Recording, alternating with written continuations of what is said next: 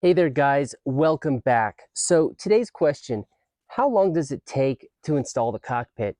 The cockpit takes a few minutes to install or remove.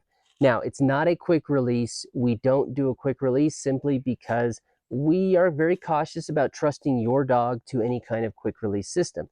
There are quick release systems out there, and we can mount to that quick release system, and then you have a quick release cockpit.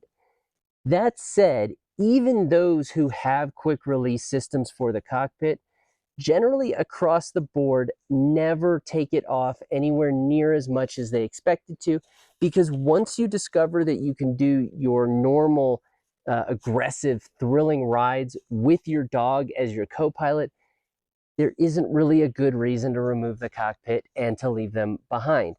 That said, if you commute with your bike or you use it for other things and you do at some points need to take the cockpit off, this isn't generally as involved as a whole pannier system, a pannier mounting rack, crash bars or something like that, where it really can sometimes be a I don't want to do this ever again kind of a project. It really isn't that. It's a handful of bolts, sometimes a few U-bolts. If you do have to take it off more than occasionally, put aside those couple of tools either on the workbench or there on the bike so that they're just accessible to you. And you're going to do it within just a very few minutes. Do keep in mind that if you're removing and installing the cockpit, think about nuts with nylon threading in them, Loctite. I mean, we do want to be thoughtful about anything coming loose, particularly if you're kind of putting it on, taking it off, et cetera, et cetera, et cetera.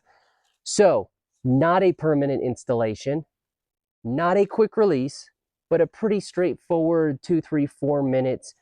And especially once you've gotten used to and accustomed to doing it, don't expect to become an expert at installing and removing it because it's unlikely you're going to do it that much.